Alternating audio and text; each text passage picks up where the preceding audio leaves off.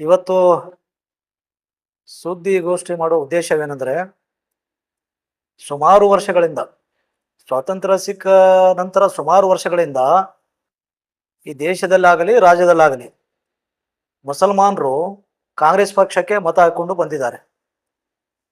ಈ ರಾಜ್ಯದಲ್ಲಿಯೂ ಕೂಡ ಮೊನ್ನೆ ಹೋದ ವರ್ಷ 2023 ನಡೆದ ಚುನಾವಣೆಯಲ್ಲಿ 130 ಶಾಸಕರು ಏನು ಗೆದ್ದಿದ್ದಾರೆ.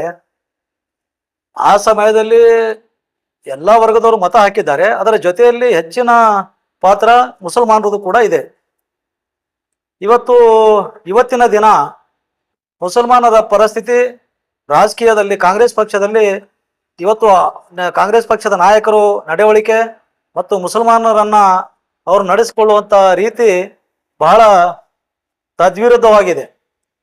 ಇವತ್ತು ನಾವು ನೋಡ್ತಾ ಇದ್ದೀವಿ, ಬಹಳಷ್ಟು ಜನ ಮುಸಲ್ಮಾನರು ಕಾಂಗ್ರೆಸ್ಗೆ ಮತ ಹಾಕಿದಾಗ ಕೆಲವು ಕಾಂಗ್ರೆಸ್ ನಾಯಕರು, ಇವತ್ತು ಮಾಜಿ ಸಚಿವರಾದ ರಾಜಣ್ಣ ಅಂತ ಸಾಹೇಬ್ರು ಕೂಡ ಏನ್ ಹೇಳ್ತಾರಪ್ಪ ಅಂತಂದ್ರೆ, ಮುಸಲ್ಮಾನರು ಬಿಜೆಪಿಯನ್ನು ಸೋಲಿಸಲು ಓಟ್ ಹಾಕ್ತಾರೆ ವಿನ ಕಾಂಗ್ರೆಸ್ ಗೆಲ್ಸಲಿಕ್ಕೆ ಅಲ್ಲ ಅಂತಕ್ಕಂಥ ಮಾತನ್ನ ಹೇಳ್ತಾರೆ. ಅಂದ್ರೆ ಇದ್ರ ಅರ್ಥ ಏನಂದ್ರೆ, ಬಿಜೆಪಿಯನ್ನ ನಾವು ಹೆದರಿ ಇವರಿಗೆ ಓಟ್ ಹಾಕ್ತೀವಿ ಅಂತಕ್ಕಂಥ ಮಾತನ್ನ ಹೇಳ್ತಾ ಇದ್ದಾರೆ. ನಾವು ಕಾಂಗ್ರೆಸ್ ಪಕ್ಷಕ್ಕೆ, ನಾವು ಬಿಜೆಪಿ ಇದ್ದಾಗಲೂ ಕಾಂಗ್ರೆಸ್ ಪಕ್ಷಕ್ಕೆ ಓಟ್ ಹಾಕಿದ್ದೀವಿ, ಬಿಜೆಪಿ ಬಂದಾಗಲೂ ಕಾಂಗ್ರೆಸ್ಗೆ ಮತ ಹಾಕ್ತಾ ಇದ್ದೀವಿ. ಹೆದರಿ ಓಟ್ ಹಾಕ್ತಾರೆ ಅಂತಕ್ಕಂಥದ್ದು ಇದು ಸತ್ಯಕ್ಕೆ ದೂರವಾದ ಮಾತು. ಯಾಕಂದ್ರೆ ನಾವು ಕಾಂಗ್ರೆಸ್ಗೆ ಯಾಕೆ ಮತ ಹಾಕ್ತೀವಿ ಅಂದ್ರೆ, ಮುಸಲ್ಮಾನರು ಈ ದೇಶದ ನೆಲದ ಕಾನೂನಿಗೆ ಮತ್ತು ಇವತ್ತು ಕಾಂಗ್ರೆಸ್ ಪಕ್ಷ ಎಲ್ಲ ವರ್ಗದವರನ್ನ ತೆಗೆದುಕೊಂಡು ಹೋಗುವಂತ ಸಾಮರ್ಥ್ಯ ಇದೆ ಆ ಪಕ್ಷಕ್ಕೆ. ಎಲ್ಲಾ ಧರ್ಮದವರು ತೆಗೆದುಕೊಂಡು ಹೋಗ್ತಾರೆ ಅಂತಕ್ಕಂಥ ಒಂದೇ ಕಾರಣಕ್ಕಾಗಿ ಇವತ್ತು ಮುಸಲ್ಮಾನರು ಕಾಂಗ್ರೆಸ್ಗೆ ಮತ ಹಾಕ್ತಾ ಇದ್ದೀವಿ. ಆ ಕಾರಣಕ್ಕೆ ಇವತ್ತು ಅವರ ಬಿಜೆಪಿಯನ್ನು ಹೆದರಿ ನಮ್ಗೆ ಓಟ್ ಹಾಕ್ತಾರೆ, ಬಿಜೆಪಿದಿಂದಾನೇ ಇಲ್ಲ ಅಂದ್ರೆ ನಮ್ಗೆ ಮಾಡಂಗಿಲ್ಲ ಅಂತಕ್ಕಂಥ ಅವ್ರದ್ದು ಏನು ಇವತ್ತು ಕಾಂಗ್ರೆಸ್ ಪಕ್ಷದಲ್ಲಿದೆ ಅದು ಸುಳ್ಳಿದೆ. ಬಿಜೆಪಿದವರು ಯಾವ ಪಕ್ಷಕ್ಕೂ ಹೆದರೋದಿಲ್ಲ. ಅವರು ಮನಸ್ಸು ಮಾಡಿದ್ರೆ ಯಾವ ಪಕ್ಷಕ್ಕೂ ಓಟ್ ಹಾಕ್ಲಿಕ್ಕೆ ರೆಡಿ ಆಗಿರ್ತಾರೆ ಅಂತಕ್ಕಂಥ ಮಾತನ್ನ ನಾವು ಹೇಳ್ಬೇಕಾಗ್ತದೆ. ಇವತ್ತು ನಾವು ದಾವಣಗೆರೆಯಲ್ಲಿ ನೋಡ್ತಾ ಇದ್ದೀವಿ.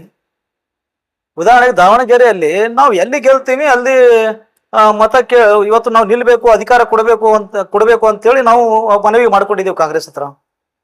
ಕಾಂಗ್ರೆಸ್ ಪಕ್ಷದವರಿಗೆ ಏನಾಗಿದೆ ಅಂದ್ರೆ, ಮುಸಲ್ಮಾನರ ಮತಗಳು ಬೇಕು, ಆದ್ರೆ ಮುಸಲ್ಮಾನರ ಲೀಡರ್ಗಳ ಅವಶ್ಯಕತೆ ಇಲ್ಲ ಅವರಿಗೆ. ಅವ್ರದ್ದೇನು ಅಂದ್ರೆ, ಲೀಡ್ ಮುಖಂಡರೇನಿದ್ದಾರೆ ಅವರಿಗೆ ಮೂಲೆಗುಪ್ಪೆ ಮಾಡ್ತಕ್ಕಂಥ ಕೆಲಸ ಮಾಡ್ತಾ ಇದ್ದಾರೆ. ಇವತ್ತು ದಾವಣಗೆರೆಯಲ್ಲಿ 85-86 ಸಾವಿರ ಮುಸಲ್ಮಾನರ ಮತಗಳಿವೆ. 4 ಸಲ ಸನ್ಮಾನ್ಯ ದಿವಂಗತ ಶ್ಯಾಮರಾವ್ ಶಿವಶಂಕರಪ್ಪನವರಿಗೆ 4 ಸಲ ಮತಗಳನ್ನು ಹಾಕಿ ಮುಸಲ್ಮಾನರು ಹೆಚ್ಚಿನ ಪಾತ್ರ ವಹಿಸಿ, ಎಲ್ಲಾ ವರ್ಗದವರು ಹಾಕಿದ್ದಾರೆ, ಅದರಲ್ಲಿ ಹೆಚ್ಚಿನ ಪಾತ್ರ ಮುಸಲ್ಮಾನರು 4 ಸಲ ಹರಿಸಿ ಕಳಿಸಿದ್ದಾರೆ. ಅವರು ಹೋದ 2023 ಚುನಾವಣೆಯಲ್ಲಿ ದಿವಂಗತ ಶ್ಯಾಮರಾವ್ ಶಿವಶಂಕರ ಏನು ಇದ್ರು ಅವರು ಹಿರಿಯರು, ಅವ್ರೇನ್ ಹೇಳ್ತಾರಪ್ಪ ಅಂತಂದ್ರೆ, ಇದೊಂದು ಚುನಾವಣೆ ಇದೆ, ಈ ಚುನಾವಣೆ ನಂತರ ಇದು ನನ್ನ ಕೊನೆಯ ಚುನಾವಣೆ, ಮುಂದೆ ಬರ್ತಕ್ಕಂಥ ಚುನಾವಣೆಯಲ್ಲಿ ನಾನು ಸ್ವತಃ ನಿಂತು ಮುಸಲ್ಮಾನರಿಗೆ ಟಿಕೆಟ್ ಕೊಡುವ ಮುಖಾಂತರ ನಾನು ಗೆಲ್ಲಿಸ್ಕೊಂಡು ಬರ್ತೀವಿ ಅಂತಕ್ಕಂಥ ಮಾತನ್ನ ಹೇಳಿದ್ರು. ಆ ಮಾತಿಗೆ ಏನಪ್ಪಾ ಅಂತಂದ್ರೆ, ಇವತ್ತು ಮುಸಲ್ಮಾನರು ಕೂಡ 4 ಬಾರಿ ಅವರಿಗೆ ಶ್ರಮಪಟ್ಟು ಗೆಲ್ಸಿದ್ದಾರೆ.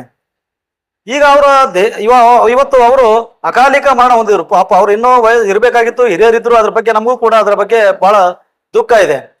ಇವತ್ತು ಅಕಾಲಿಕ ಮರಣ ಹೊಂದಿದ ಮೇಲೆ ನಮ್ ಜನ ಹೇಳಿದ್ರು, ನಾವು 4 ಸಾರಿ ಟಿಕೆಟ್ ಕೇಳ್ಕೊಂಡು ಬಂದಿದ್ದೀವಿ, ನಮ್ಗೆ ಟಿಕೆಟ್ ಕೊಟ್ಟಿಲ್ಲ, ಈ ಸಲ ಆದ್ರೂ ಅವ್ರಿಲ್ಲ, ಇಲ್ಲ ಟೈಮ್ನಲ್ಲಿ ನಮ್ಗೆ ಹೆಚ್ಚಿನ ಮತ ಇವತ್ತು ಈ ಭಾಗದಲ್ಲಿ ಇರೋದ್ರಿಂದ, ದಕ್ಷಿಣ ಮತಕ್ಷೇತ್ರದಲ್ಲಿ ಇರೋದ್ರಿಂದ ನಮ್ಗೆ ಟಿಕೆಟ್ ಕೊಡ್ರಿ ಅಂತ ಹೇಳಿ ಇವತ್ತು ನಮ್ಮ ಮುಖಂಡರಾದಂತಹ ರಿಜ್ವಾನ್ ಅರ್ಷದ್ ಸಾಹೇಬರಾಗಿರ್ಬೋದು, ಸಲೀಂ ಅಹಮದ್ ಸಾಹೇಬರಾಗಿರ್ಬೋದು, ಜಮೀರ್ ಅಹಮದ್ ಸಾಹೇಬರಾಗಿರ್ಬೋದು, ಅನೇಕ ಜನ ಮುಖಂಡರು ಸೇರಿ ಒಂದು ತೀರ್ಮಾನ ಮಾಡ್ತಾರೆ, ದಕ್ಷಿಣ ಮತಕ್ಷೇತ್ರದಲ್ಲಿ ಮುಸಲ್ಮಾನರಿಗೆ ಟಿಕೆಟ್ ಒಳ್ಳೇದಾಗುತ್ತೆ ಅಂತಕ್ಕಂಥ ಮಾತನ್ನ ಹೇಳಿ ಇವತ್ತು ಹೈಕಮಾಂಡ್ ಸುರ್ಜೇವಾಲಾ ಸಾಹೇಬ್ರ ಹತ್ರ ಹೋಗ್ತಾರೆ. ಅದರ ಜೊತೆಯಲ್ಲಿ ನಮ್ಮ ಮೌಲ್ವಿಗಳು ಸಹ ಇವತ್ತು ನಾವು ಉಲ್ಮಾಗಳು ಸಹಿತ ಹೌದು, ದಕ್ಷಿಣ ಕ್ಷೇತ್ರದಲ್ಲಿ ಒಂದು ಕ್ಯಾಂಡಿಡೇಟ್ ಇವತ್ತು ಮುಸಲ್ಮಾನರು ಕೊಟ್ಟರೆ ಗೆಲ್ಲುತ್ತದೆ ಅಂತಕ್ಕಂಥ ಭಾವನೆ ಇಟ್ಕೊಂಡು ಇವತ್ತು ಸುರ್ಜೇವಾಲಾ ಸಾಹೇಬ್ರ ಹತ್ರ ಹೋಗ್ತಾರೆ. ಅವ್ರೇನ್ ಹೇಳ್ಬಿಡ್ತಾರೆ ಅಂದ್ರೆ, ಅವರು ಟಿಕೆಟ್ ಕೊಡಲ್ಲ ಅಂದ್ರೆ ಪರವಾಗಿಲ್ಲ, ಆದ್ರೆ ಒಳ್ಳೆಯ ರೀತಿಯಿಂದ ಅವ್ರಿಗೆ ತಿಳಿಸಿ ಹೇಳ್ಬೇಕಾಗಿತ್ತು. ಇವತ್ತು ಅಲ್ಲಿ ಏನಾಗ್ಬಿಡುತ್ತೆ ಅಂದ್ರೆ, ನೀವು ಓಟ್ ಹಾಕಿದ್ರೆ ಹಾಕಿ, ನಿಮ್ ಕೈ ನಂಬ್ಕೊಂಡು ನಾವು ರಾಜಕಾರಣ ಮಾಡ್ತಾ ಇಲ್ಲ, ಮುಸಲ್ಮಾನರಿಗೆ ಓಟ್ಗಳಿಂದ ನಾವು ನಂಬಿ ರಾಜಕಾರಣ ಮಾಡ್ತಾ ಇಲ್ಲ, ನೀವು ಮೌಲಾಗಳು ಉಲ್ಮಾಗಳನ್ನ ಕರೆದುಕೊಂಡು ಬಂದ್ರೆ ನಾವು ಹೆದರಂಗಿಲ್ಲ ಅಂತಕ್ಕಂಥ ಮಾತನ್ನ ಇವತ್ತು ಉಸ್ತುವಾರಿ ಆದಂತ ಸುರ್ಜೇವಾಲಾ ಸಾಹೇಬರು ಕೂಡ ನಮ್ಮನ್ನು ಹೇಳುವ ಮುಖಾಂತರ ನಮಗೆ ಅವಮಾನ ಮಾಡಿದರು. ಇವತ್ತು ಅವಮಾನ ಮಾಡಿದ ಮೇಲೆ ನಮ್ಮ ಜಮೀರ್ ಅಹಮದ್ ಸಾಹೇಬ್ರು ನಮ್ಮ ನಾಯಕರಿದ್ದಾರೆ. ಇವತ್ತು ಜಬ್ಬರ್ ಅಹಮದ್ ಸಾಹೇಬ್ರಾಗ್ಲಿ, ಇವತ್ತು 40 ವರ್ಷ ನಸೀರ್ ಅಹಮದ್ ಸಾಹೇಬ್ರಾಗ್ಲಿ 40 ವರ್ಷದಿಂದ ಈ ಪಕ್ಷದಲ್ಲಿ ದುಡಿದಿದ್ದಾರೆ. ಇವತ್ತು ಟಿಕೆಟ್ ಕೊಟ್ಟಿಲ್ಲ ಅಂತಕ್ಕಂಥ ಒಂದೇ ಇದರಿಂದ ಇವತ್ತು ಆ ಪಕ್ಷದಲ್ಲಿ ಇವತ್ತು ದಕ್ಷಿಣ ಮತಕ್ಷೇತ್ರದಲ್ಲಿ ಚುನಾವಣೆ ನಡೀತು. ಚುನಾವಣೆ ನಡೆದಾಗ ಇನ್ನೂ ರಿಸಲ್ಟ್ ಬಂದಿಲ್ಲ. ಇನ್ನೂ ರಿಸಲ್ಟ್ ಪೂರ್ವದಲ್ಲೇ ಇವತ್ತು ಏನಾಗುತ್ತೆ, ಗೆಲ್ಲೋದು ಸೋಲೋದು ಅದು ಇನ್ನೂ ರಿಸಲ್ಟ್ ಮುಂದೆ ಬರ್ತಕ್ಕಂಥದ್ದೇ. ಕಾಂಗ್ರೆಸ್ ಗೆಲ್ತದೆ ಅಂತಕ್ಕಂಥದ್ದು ಕಾಂಗ್ರೆಸ್ಗೂ ಕೂಡ ನಮಗಿದೆ, ನಂಬಿಕೆ ಇದೆ. ಆದ್ರೆ ಇವತ್ತು ರಿಸಲ್ಟ್ ಬರೋಕ್ಕಿಂತ ಮುಂಚೆನೆ ಇವತ್ತು ಇದಕ್ಕೆ ಸೋಲಿಗೆ ಮುಸಲ್ಮಾನರೇ ಮುಖಂಡರೇ ಕಾರಣ. ಮುಸಲ್ಮಾನರು ಇವತ್ತು ಅವರೇ ಮಾಡಿದ್ದಾರೆ ಅಂತಕ್ಕಂಥ ಭಾವನೆ ಇಟ್ಕೊಂಡು ಇವತ್ತು ನಮ್ಮದ್ರಲ್ಲೇ ರಿಜ್ವಾನ್ ಅರ್ಷದ್ ಮತ್ತು ಸಲೀಂ ಇವತ್ತು ನಮ್ಮನ್ನ ಡಿವೈಡ್ ಅಂಡ್ ರೂಲ್ಸ್ ಪಾಸಿ, ಒಬ್ಬೊಬ್ಬ ಲೀಡರ್ನ ಮುಗಿಸಲು ಇನ್ನೊಬ್ಬ ಲೀಡರ್ನ ತಯಾರು ಮಾಡುವ ಮುಖಾಂತರ ಇವತ್ತು ರಿಜ್ವಾನ್ ಅರ್ಷದ್ ಅವರಾಗ್ಲಿ, ಸಲೀಂ ಅಹಮದ್ ಅವರಾಗ್ಲಿ, ಇವತ್ತು ಅವರ ಒಂದು ರಿಪೋರ್ಟ್ ಆಗ್ಲಿ ಇವತ್ತು ತೆಗೆದುಕೊಂಡು ಇವತ್ತು 40 ವರ್ಷದಿಂದ ಈ ಪಕ್ಷದಲ್ಲಿ ದುಡಿತಿರ್ತಕ್ಕಂಥ ಜಬ್ಬರ್ ಅಹಮದ್ ಸಾಹೇಬ್ರಾಗಿರ್ಬೋದು, ನಸೀರ್ ಅಹಮದ್ ಸಾಹೇಬ್ರಾಗಿರ್ಬೋದು, ಅವರ ಬಗ್ಗೆ ಒಂದ್ಸಾರಿ ನೋಟಿಸ್ ಕೊಟ್ಟು, ಶೋಕಾಸ್ ನೋಟಿಸ್ ಕೊಟ್ಟು ಅವ್ರಿಗೆ ಕೇಳಬೇಕಾಗಿತ್ತು. ಪಕ್ಷದಲ್ಲಿ ಏನಾಗಿದೆ, ನೀವೇನು ಪಕ್ಷ ವಿರೋಧಿ ಚಟುವಟಿಕೆ ಮಾಡಿದಾರ, ಅವ್ರ ಬಗ್ಗೆ ಅವರು ಕೇಳಬೇಕಾಗಿತ್ತು. ಅವ್ರ ಬಗ್ಗೆ ನೋಟಿಸ್ ತಗೊಂಡು ಇದು ಮಾಡ್ಬೇಕಾಗಿತ್ತು. ಇವತ್ತು ಅದು ಏನು ಕೇಳದೇನೆ ಯಥಾವತ್ತಾಗಿ ಪಕ್ಷದಿಂದ ಅಮಾನತುಗೊಳಿಸೋದಾಗ್ಲಿ, ಇವತ್ತು ನಸೀರ್ ಅಹಮದ್ ಸಾಹೇಬ್ರಿಗೆ ಕಾರ್ಯದರ್ಶಿ ಹುದ್ದೆಯಿಂದ ವಜಾಗೊಳಿಸೋದಾಗ್ಲಿ, ಇದು ಮುಸಲ್ಮಾನ್ ಮುಖಂಡರು ಇದನ್ನು ಖಂಡಿಸ್ತಾರೆ. ಇದು ಖಂಡನೀಯವಾದ ವಿಷಯ. ಯಾಕಂದ್ರೆ ನೀವು ಇನ್ನೂ ರಿಸಲ್ಟೇ ಬಂದಿಲ್ಲ. ನೀವು ಯಾವ ತರ ಇವತ್ತು ಸೋತ್ರೆ ಅದಕ್ಕೆ ಮುಸಲ್ಮಾನರೇ ಹೊಣೆ ಅಂತಕ್ಕಂಥ ಮಾತನ್ನು ಯಾಕೆ ಹೇಳ್ತಾ ಇದ್ದೀರಾ?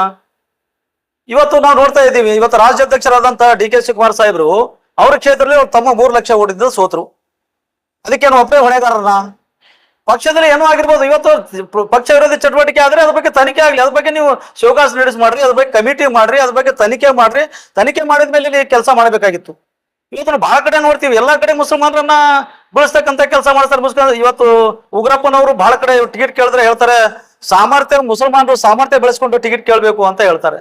ಅಂದ್ರೆ ಇದ್ರ ಅರ್ಥ ಏನೋ, ನಾವು ಮುಸಲ್ಮಾನರಿಗೆ ಸಾಮರ್ಥ್ಯನೇ ಇಲ್ವಾ ಇದರಲ್ಲಿ? ನಾವು ಪಕ್ಷದಲ್ಲಿ ಗಟ್ಟಿಯಾಗಿ ಇವತ್ತು ನೋಡ್ತೀರಿ, ಸಿಗ್ಗಾವಿಯಲ್ಲಿ ಪಠಾಣ್ ನಿಂತರು. ಇವತ್ತು CM ಬೊಮ್ಮಾಯಿ ಸಾಹೇಬ್ರ ಮಗನಿಗೆ ನಾವು ಮುಸಲ್ಮಾನರು ಸೋರ್ಸಲಿಲ್ವಾ? ಸಾಮರ್ಥ್ಯ ಇಲ್ಲ ನಮ್ಗ. ಈ ಸಾಮರ್ಥ್ಯ ಇಲ್ಲ ಅಂತಕ್ಕಂಥ ಕಾಂಗ್ರೆಸ್ದವರು ನಮ್ಗೆ ಏನು ಇವತ್ತು ನಮ್ಗೆ ಹೇಳ್ತಾ ಇದ್ದಾರೆ. ಇದು ಖಂಡನೀಯವಾದದ್ದು. ಮುಸಲ್ಮಾನರು ಇದಕ್ಕೆ ಸಹಿಸಿಕೊಳ್ಳೋದಿಲ್ಲ. ನಾವು ಯಾವಾಗಲೂ ಕೂಡ ಕಾಂಗ್ರೆಸ್ ಪರವಾಗಿದ್ದೀವಿ, ಕಾಂಗ್ರೆಸ್ ಮತ ಹಾಕ್ತಾ ಬಂದಿದ್ದೀವಿ. ಇವತ್ತು ನಾವು ಓಟ್ ಹಾಕಿದಕ್ಕೆ ನೀವು ಇವತ್ತು ನಮ್ಗೆ ಹೀಯಾಳಿಸಿ ನೋಡೋದು, ಕೀಳು ಮಟ್ಟದಿಂದ ನೋಡೋದು, ಈ ತರ ಮಾಡಿದ್ರೆ ಮುಂಬರ್ತಕ್ಕಂಥ ದಿನದಲ್ಲಿ ಈ ಪಕ್ಷಕ್ಕೆ ಮುಂದೆ ಬುದ್ಧಿ ಕಲಿಸ್ತಕ್ಕಂಥ ಕಾಲ ಬಹಳ ಸನ್ನಿಹಿತವಾಗಿದೆ ಅಂತಕ್ಕಂಥ ಮಾತನ್ನ ನಾವು ಹೇಳ್ಬೇಕಾಗ್ತದೆ. ವಂಶ ಪರಂಪರೆ ಅಂತಂದ್ರೆ ಆಲ್ರೆಡಿ ಅವರು ಮಿನಿಸ್ಟರ್ ಇದ್ದಾರೆ, MLA ಇದ್ದಾರೆ. 3,65,000 ದಾವಣಗೆರೆಯಲ್ಲಿ ಮುಸ್ಲಿಂ ಓಟ್ ಇದೆ. ಆ 3,65,000 ಓಟ್ ಇವತ್ತು ಅವರ ಪ್ರಭಾ ಮಲ್ಲಿಕಾರ್ಜುನ ಅವ್ರಿಗೆ ಹಾಕಿ ಅವರು ಮಿಸಸ್ಗೆ ಏನಪ್ಪಾ ಅಂದ್ರೆ ಇವತ್ತು ಸಂಸದರನ್ನಾಗಿ ಮಾಡಿದ್ದಾರೆ. ಮತ್ತೆ ವಂಶ ಪರಂಪರೆ ಅಂದ್ರೆ ಅರ್ಥ ಏನು ಅಂದ್ರೆ ಮೊಮ್ಮಕ್ಕಳು ಮರಿಮಕ್ಕಳಿಗೆ ಕೊಟ್ಟರೆ ವಂಶ ಪರಂಪರೆನಾ? ಇದೇನ ಅವರ ವಂಶ ಪರಂಪರೆ? ಕೆಲವೊಂದ್ ಸಾರಿ ಹೇಳ್ತಾರೆ, ಇಲ್ಲ ಅದು ಸಿಟ್ಟಿಂಗ್ MLA ಇದ್ರೆ ನಾವು ಅವರಿಗೆ ಟಿಕೆಟ್ ಕೊಡ್ತೀವಿ ಅಂತ ಹೇಳ್ತಾರೆ. ನಾವ್ ಹೇಳ್ತೀವಿ ಕಾಂಗ್ರೆಸ್ದವರಿಗೆ ಎಲ್ಲಾ ಕಾನೂನು ಮುಸಲ್ಮಾನ್ರಿಗೆ ಅಷ್ಟೇನೆ ಅನ್ವಯ ಆಗುತ್ತಾನ? ಮತ್ತೆ ಎಲ್ಲರಿಗೂ ಅನ್ವಯ ಆಗಲ್ವಾ? ಇವತ್ತು ನೀವು ಸಿಟ್ಟಿಂಗ್ MLAಗೆ ಟಿಕೆಟ್ ಕೊಡೋದು ನಿಮ್ಮ ಪಕ್ಷದಲ್ಲಿ, ಕಾಂಗ್ರೆಸ್ ಪಕ್ಷದಲ್ಲಿ ಇದ್ರೆ, ಇವತ್ತು ಬಿಜಾಪುರದಲ್ಲಿ ಮಕ್ಬೂಲ್ ಬಾಗವನವರು ಸಿಟ್ಟಿಂಗ್ MLA ಇದ್ರು. ಅವ್ರ ಟಿಕೆಟ್ ಯಾವ ಬೇಸ್ ಮೇಲೆ ಕಟ್ ಮಾಡಿದ್ರಿ? ಬೇರೆಯವ್ರಿಗೆ ಟಿಕೆಟ್ ಕೊಟ್ರು. ಯತ್ನಾಳ್ಗೆಲ್ಲೂ ಅನುವು ಮಾಡಿಕೊಟ್ರು ಕಾಂಗ್ರೆಸ್ದವರು. ನೀವು ಮಾತ್ರ ಸಿಟ್ಟಿಂಗ್ MLAಗೆ ಟಿಕೆಟ್ ಕೊಡೋದಾದ್ರೆ ಮತ್ತೆ ಮಕ್ಬೂಲ್ ಬಾಗವನವರು ಟಿಕೆಟ್ ಕಟ್ ಮಾಡಿದ್ರು ಅಂದ್ರೆ ಮುಸಲ್ಮಾನರಿಗೆ ಕಾನೂನು ಅನ್ವಯ ಆಗಲ್ಲ ಪಾರ್ಟಿದು. ಇವತ್ತೇನು ದಾವಣಗೆರೆಯಲ್ಲಿ ಏನ್ ನಡೀತಾ ಇದೆ, ಇವತ್ತು ಜಮೀರ್ ಅಹಮದ್ ಅವರು ಸಾಹೇಬ್ರು ಸಹಿತ ಅವರು ನಾವು ನಡ್ಕೊಳ್ತಂಗ ರೀತಿ ನೋಡಿದೀವಿ. ಮಲ್ಲಿಕಾರ್ಜುನ ಸಾಹೇಬ್ರು ಒಬ್ಬ ಸಚಿವರಿದ್ದಾರೆ, ಒಬ್ಬ ಹಿರಿಯರಿದ್ದಾರೆ. ಅವಂದೇನು ಇವಂದೇನು ಅಂದ್ರೆ ಏಕವಚನದಲ್ಲಿ ಅವರು ಜಮೀರ್ ಅಹಮದ್ ಅವರಿಗೆ ಮಾತಾಡ್ತಕ್ಕಂಥದ್ದು ಸರಿಯಲ್ಲ ಅಂತಕ್ಕಂಥದನ್ನ ನಾವು ಈ ಮುಖಾಂತರ, ಈ ವಾಹಿನಿ ಮುಖಾಂತರ ಹೇಳ್ಬೇಕಾಗ್ತದೆ.